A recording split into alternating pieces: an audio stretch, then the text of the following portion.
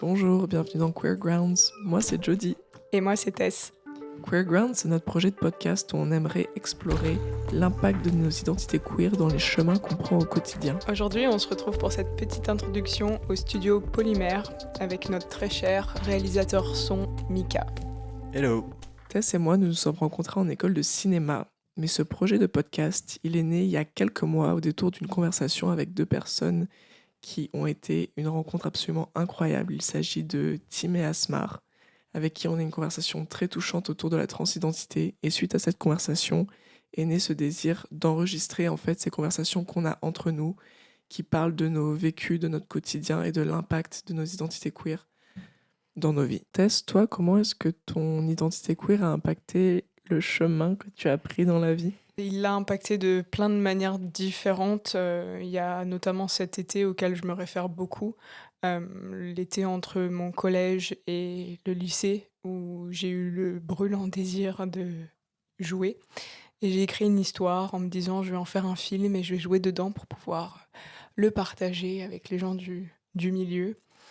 Et en fait, dans cette histoire, il y avait un mash-up de toutes ces expériences que j'avais vécues durant cet été, qui incluait mes premières relations avec des garçons et avec des filles. C'est ce qui a fait que dans la logique de vouloir faire ce projet, je me suis retrouvée dans l'école de cinéma où on s'est rencontrés avec Jody et avec Mika. Mon identité queer impacte mon chemin de plein de manières différentes, mais je pense des manières aussi dont je me rends pas toujours forcément compte. Par exemple, le fait, j'ai dû conscientiser il y a pas très longtemps que tous les scénarios que j'avais écrits et que j'interprétais étaient essentiellement hétéros.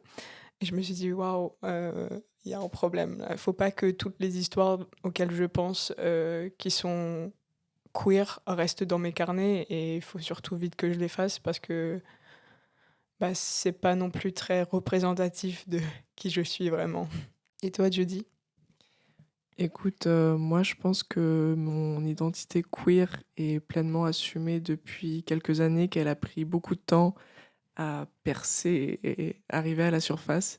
Mais maintenant qu'elle est sortie, elle est super bien sortie, elle est très assumée, à tel point que je pense que je vis dans une sorte de microcosme queer. Mon identité queer est tellement assumée, et tellement infusée dans ma vie quotidienne, dans le milieu dans lequel je travaille, dans le cinéma, qu'en fait c'est même plus un sujet. Donc j'ai un peu le privilège de presque plus la vivre comme identité queer, puisque c'est normalisé. Hmm. Je me souviens qu'on a eu cette conversation une fois, peut-être après notre premier ball, parce que Jody a joué un grand rôle dans mon introduction dans la communauté. C'est vrai, j'ai eu ma première copine assez tôt, mais j'étais très très loin de la communauté. Je peux poser une question? C'est quoi le bowl? Ah, le ball. C'était un ball de voguing au hasard ludique. C'était un kiki ball de la rentrée. Voilà. Ok. Donc Mais c'est quoi le bowl? J'ai pas la définition. le ball, c'est comment dire, comme un espèce de concours où il y a plusieurs catégories qui rassemblent des personnes de la communauté. À la base, les racines, c'est surtout les personnes afro-américaines et latino transgenres qui, dans différentes catégories, se battent, s'affrontent. Et voilà, c'est à base de lip sync, de prestations de danse, de voguing, cette De fameuse voguing, ok, je capte. danse.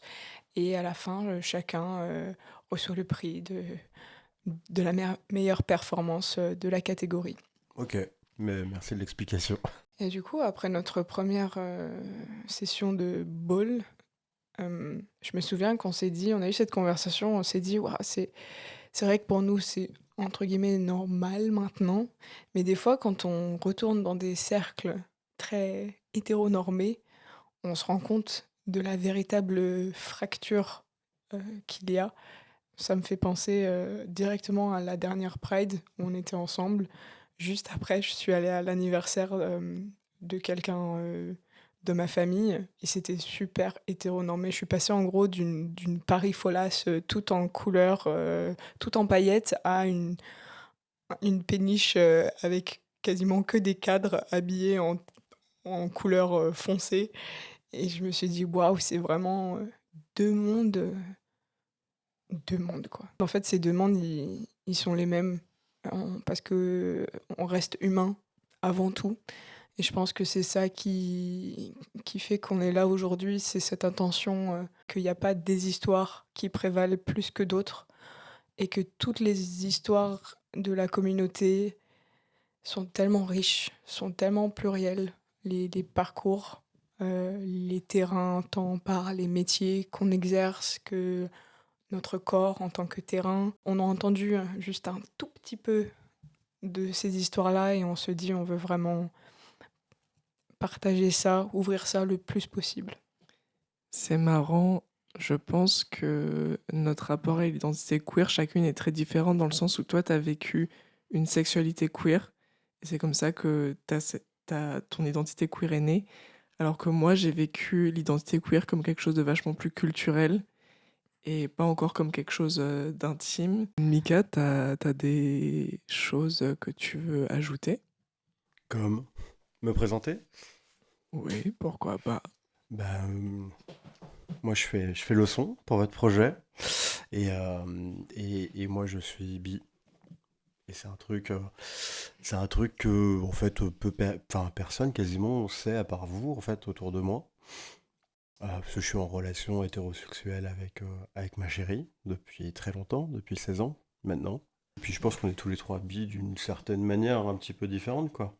Oui, c'est vrai que je pense qu'on vit tous les trois notre bisexualité de manière très différente. Donc, Moi, pour le coup, la culture queer, alors pour le coup, j'ai travaillé dans des projets de musique queer, j'ai fait pas mal de choses, mais j'ai toujours été en dehors du milieu, comme on dit. Euh, En même temps avec une femme depuis 16 ans, tu vois, mais même ado, j'étais pas du tout intégré dans le milieu queer. J'ai Mm. jamais été proche de ce milieu-là, je m'en suis jamais senti proche. Je pense que quand t'es un homme bi, t'es un peu dans un monde à part. Et tu dirais que ton identité queer aujourd'hui, elle impacte ta vie quotidienne? Bon, je pense que oui, dans une certaine manière, il y a forcément mes goûts de séries, de films, de musique. Tu vois, moi, c'est la musique qui m'a mené, entre guillemets, à me découvrir bi. Ah ouais? C'est la musique? Ah ouais, ouais, je pense. Arrête, je savais pas, vas-y, Ah ouais, je raconte. pense que c'est toute la musique des années 80. Alors, ouais, va falloir que je le cite, mais parce que malheureusement, c'est une idole que j'ai tendance à brûler maintenant, c'est Indochine. Mais Indochine, en fait, posait la question de garçons qui s'embrassent ou de troisième sexe et de choses comme ça. Et ouais, ça a attisé ma curiosité. Après, il y en a plein d'autres qui ont pris le relais. Les Cure qui se maquillent, David Bowie et compagnie, quoi. Mais ouais, moi, je pense que c'est la musique en premier lieu, ouais, qui m'a fait me poser des questions. Génial. Trop chouette, merci. Avec Queer Grounds, j'ai vraiment trop hâte qu'on trouve les terrains communs, toutes nos histoires communes, là où on se rejoint, mais aussi là où on diverge et qu'on mette en commun toutes nos histoires, car il y a autant d'histoires que de personnes. C'est la raison, je pense, pour laquelle toutes les deux on s'est rencontrées en école de cinéma et pour laquelle on veut faire du cinéma. Il y a tellement de gens qu'on a envie d'interviewer. Et si jamais vous pensez que vous avez une histoire qui pourrait contribuer à notre podcast, n'hésitez pas à nous écrire sur notre compte Instagram @queergrounds. Ben, merci de nous avoir écoutés et on se retrouve très bientôt pour les premiers épisodes de Queer Grounds.